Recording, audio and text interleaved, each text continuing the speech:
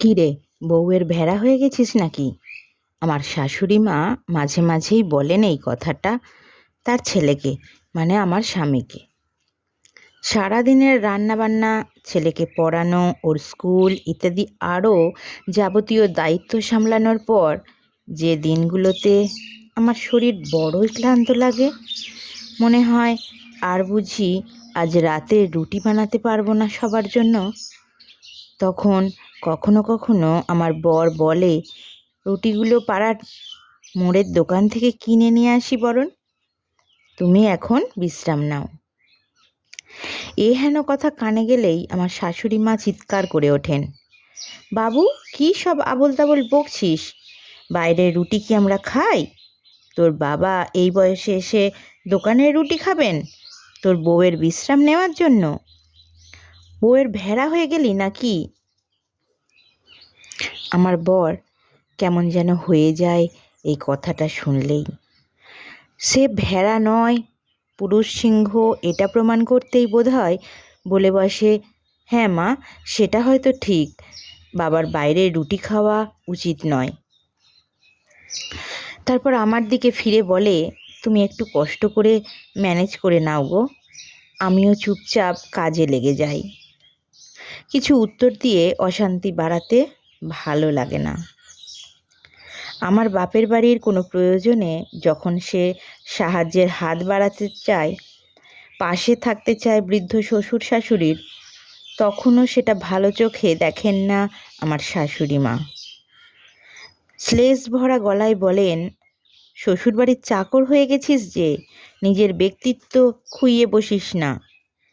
আমার বর আবার কেমন যেন বদলে যায় এরকম কিছু শুনলেই। সে শ্বশুরবাড়ির চাকর নয় সেটা প্রমাণ করতেই হয়তো বলে দেয়, আমার দ্বারা হবে না গো ওনাদের হেল্প করাটা, তুমি জানিয়ে দিও।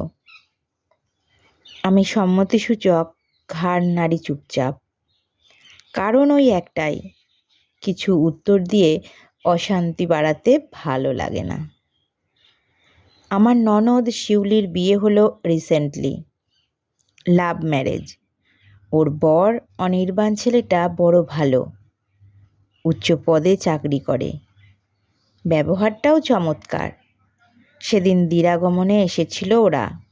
যখন ওরা চলে যাচ্ছিল, আমার শ্বশুর শাশুড়ি অনির্বাণকে বললেন, বাবা আমাদের মেয়েটাকে দেখো, সব সময় ওর পাশে থেকো, ওকে কখনো কষ্ট পেতে দিও না। অনির্বাণ হেসে বলল, আমি সব সময় শিউলির পাশেই আছি আর পাশেই থাকব। আমার মায়ের আপত্তি সত্ত্বেও বাড়িতে জোর করে রান্নার লোক রাখলাম, যাতে শিউলির ওপর কোনো চাপ না পড়ে, ওর যাতে কোনো কষ্ট না হয় সেটা তো আমিই দেখব। ওকে বলেছি যে কোনো প্রয়োজনে পাশে আছি ওর, আর সারা জীবন তাই থাকব। আর আজ আপনাদের বলছি, আমিও এবার থেকে আপনাদেরই আর এক ছেলে। যে কোনো পরিস্থিতি, যে কোনো সময়ে পাশে পাবেন আমাকে। জামাইয়ের কথা শুনে আপ্লুত হয়ে গেলেন আমার শ্বশুর শাশুড়ি। তারপর থেকে গত 4 দিন বাড়িতে চলছে শুধু অনির্বাণের প্রশংসা। এমন নাকি ছেলে হয় না। শাশুড়ি যে কতজনকে ফোন করে শোনালেন হীরের টুকরো জামাইয়ের গল্প। অনির্বাণ ছেলেটা একেবারেই বউয়ের ভেড়া, গতকাল ডিনার টেবিলে বসে বলেই ফেললাম কথাটা। কী আজে বাজে কথা বলছো? খেঁচিয়ে উঠলেন শাশুড়ি। ঠিকই বলছি, যেমন বউয়ের ভেড়া তেমনই ব্যক্তিত্বহীন। বৌমা মুখ সামলে কথা বলো। শ্বশুর শাশুড়ি দুজনেই ধমকে উঠলেন আমায়। কেন মা?